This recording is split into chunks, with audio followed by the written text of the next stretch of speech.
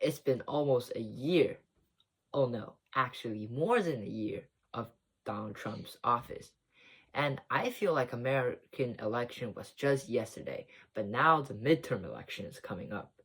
And many people are wondering how will Republican Party and Democrat Party do in this midterm election, since this midterm election determined the legislative building of United States in the next 2 years of Trump administration.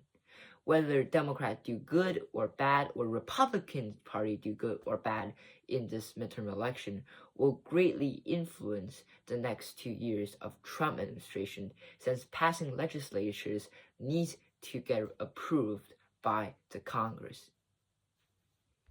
Many people are projecting that Democrat Party in this midterm election may gain some ground due to many policy that Trump administration made that's really unpopular, and some proposal that Democrat make that's pretty popular among the public, especially for those swing states in the last election. And those swing states will be crucial in the legislature building of United States. And to use those data from many projections, the economists project that the support rate among American voters to Donald Trump decreased by more than 10% since he came in office. 1/3 of that are caused by the economic issue come with numerous Trump policies. As you may all know, since Trump came in office, he made a huge move on the tariffs, especially China. He said he wanted to make American industry great again by putting tariffs on foreign products and moving all foreign and offshore companies back into America. From those tariffs, the cost of buying and purchasing products from foreign nations like China and Europe will greatly increase. Therefore, people will tend to buy more products from domestic industry inside America, which will technically and conceptually improve their American industry. However, there are also negative impacts come from those tariff policies. For example, many manufactured goods in America today are mainly made in China and Europe, and losing those sources will actually hurt American economy in the short term, since the cost of every single product increase for Americans. And this literally happened, and it's 1/3 of the main reason why Trump administration are getting lower support rates. However, the positive aspect of tariffs in the long term cannot be ignored. As I said before, it could also actually move some industry back into America. For example, Apple and Tesla are moving factory back to America, and America right now is also moving foreign industries like TSMC to America. And this could actually help America in some ways, but in short term, it will definitely hurt the quality of life and cost of living inside America in the Trump administration. Secondly, Trump has passed the One Big and Beautiful bill, which actually increased the military spending and lowered welfare systems and lowered the taxes. This purpose of this act is to help American economy through helping big corporations to do their job. But many middle income and lower income Americans thought this is a robbing the poor and healing the rich policy, which lowering tax rate for the rich and also lowering welfare system is basically giving money from the poor to the rich. But this could have positive impact, though most of Americans, according to Pew Research Center, doesn't like this policy that much.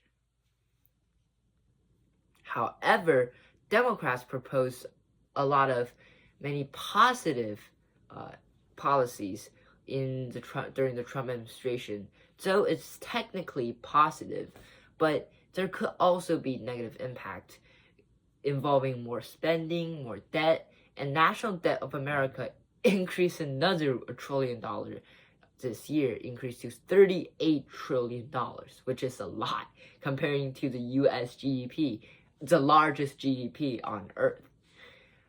Policies like Medicaid, Medicare, and many other progressive policy focused on welfare system are getting more popular. However, since Trump is in office right now, Democrats' proposals are not in action, and whether they can actually help is still under question. The second part that Trump is kind of losing ground on is foreign policies. Though it's not the largest cause like economy, but it's still a great reason why Trump is losing ground.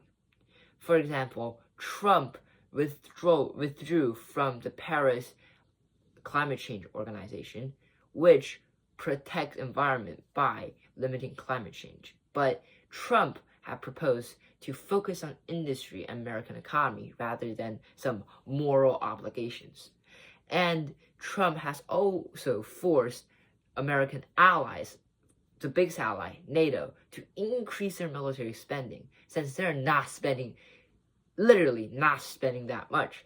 Some countries are spending less than 1% of their annual governmental income on military, while America is basically carrying the whole NATO as a whole with its major military spendings. But those policies also leads to the worsening of relationship between all of those American allies, and tariff policy further hurt the relationship with American old foes and American allies. From those hurt of relationships, people are thinking that American government are not doing a good job, since every single countries basically are right now criticizing America for its actions. The third part that could have an influence on Trump administration, well, it seemed really, really huge since news are all around it, but it's actually not as important as economy for American voters. This is internal affairs. So what are internal affairs? It's the internal policies that executive branch specifically enforce on its people. And for Trump administration for the first year, Trump signed many executive orders. And one of the most important internal policies, what is it? I think you can guess it. It's immigration. And immigration has always been a huge part of the U.S. election, including the U.S. election debate a few years. According to Trump, there are a lot of controversy during the debate between him and Kamala Harris in Springfield. People are eating cats and dogs. But American illegal immigrant issue is actually a major issue in American society today. During the Biden administration, millions of illegal immigrants flush into America to seek more job opportunities, search for a better life, and some of them actually worked really well. Though they also created social security issues because many of those illegal immigrants are previous gang members, or even right now also a gang member, who are causing disabilities on the American borders. States like New Mexico, Arizona, California, Texas, and even other cities like sanctuary cities like New York, Chicago, and Washington states are getting more disabled because of those illegal immigrants. And Trump have been using strategies to focusing on illegal immigrants in all of his election campaigns to blame Mexicans and the main group of people who went through American border illegally as the reason why America is declining. While this could be true, since illegal immigrants tends to be more violent, I'm not saying race right here, I'm saying that if a person is literally trying to cross another nation's border to seek job opportunities, there is a high chance that they bring some really dangerous criminals, gang members, or just some related gang members could cause the stable environment in American society. And many towns in America are now flushed with illegal immigrants, while many are still hardworking, but many are also causing troubles. And for many years, American government have been focused on the border to defend border against those illegal immigrants by funding the border patrol. However, because of the lack of funding and many other reasons, there are already many illegal immigrants in America today, and Trump administration see that as a big deal. So Trump administration focuses on that big deal and uses an agency called Immigration and Customs Enforcement, or ICE, as you see in the news. And ICE and Immigration and Customs Enforcement focuses on inside of America, where illegal immigrants are already inside America, to search for those illegal immigrants and deport them. At the start of Trump administration, these operations focuses on criminals and really violent gangs inside America that have related to the organization cartels in Mexico. However, these operations expanded as Trump administration announced for new ICE raids and many ICE raids in really democratic counties and urban areas like New York, Boston, Chicago, San Francisco, Los Angeles, Portland, Washington, and many other liberal cities. Those operations led America have a public unrest and a feel of insecurities, since all of those raids literally raised full armed police, not even though many of them are not catching themselves, but it still make people living in that area feel unsafe, since all of those police are literally dragging people out of here and deport them. And even many communities are full with illegal immigrants, so they have peers and friends and co-workers, even co-founders who are illegal immigrants, and removing them completely from America will actually hurt the benefits of those people.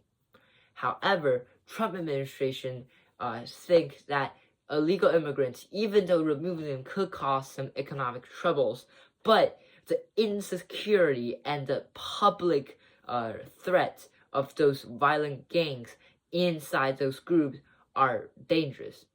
Economically, Trump has also claimed that the illegal immigrants in America are causing troubles for employment, taking American job from American people, while they can just work with lower wages since they literally come undocumentedly from another nation. So Trump thinks that removing illegal immigrant and taking that economic loss and social security loss in the short term is suitable for the long-term beneficial effects of removing all of those illegal immigrants. However, the American public, especially the Democratic majority counties like New York, California, Washington, Oregon, and all of those blue wall states, shows resistance towards all of those Trump policies. The death of Alex Pretty in Minneapolis fueled this public unrest and even created a walkout day. I remember my school also had a walkout day. However, I didn't join because it was too cold, and I don't really have that kind of political passion.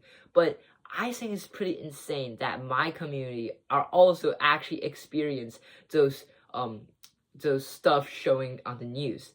And I think it's pretty insane how this event is actually going to my life, a regular student in a random place in America today. And I think it's really crazy how this is making a real social impact. But it is actually making a social impact in a lot of places, especially urban areas. You can see every single day some ICE raids a Home Depot with 1,000 illegal immigrant deported, or a Costco with like 20 illegal immigrant deported, and a lot of other cases. And I've seen a lot of controversies, a lot of conversations online and offline about all of those policies. However, my communities didn't even even experience those ICE raids or any of ICE presence, but I can still feel that it is a big thing today. And Trump implementing all of those policies in especially liberal areas are causing unrest. And unrest means decrease of support rate. According to the Pew Research Center, again, almost 62% of Americans does not like ICE, and they don't think ICE can help American society and community and feel unsafe with ICE presence. This internal pressure will result in a decrease of support rate for Donald Trump. Plus, all of that together, economy, foreign policy, internal pressures, I think it's pretty likely that Democrat Party can really gain some grounds in the Senate and in the legislative building as a whole. And there is, despite I don't think that'll happen, there could be a Democrat majority this coming election, but I think it's really unlikely since there are still a lot of Trump supporters around the country today, and I don't think they will switch their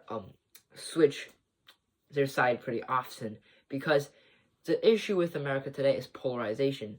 The people who like Trump really like Trump. The people who hate Trump with a passion.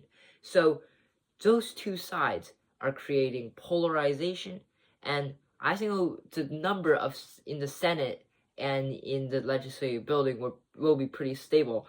I think the main grounds that Democrats gonna win in this midterm election is actually not in the Senate, but in the House of Representatives, since it represents the population rather than the state. But for the Senate, there could be a super big win for the Democrats, but it's really unlikely for Democrat to actually gain such a huge advantage that make him the Senate majority. However, there is still a possibility. With all those dramatic changes, the election of midterm will be really important if a Trump administration wants to keep doing more executive orders, more legislative bills around the country. Thank you.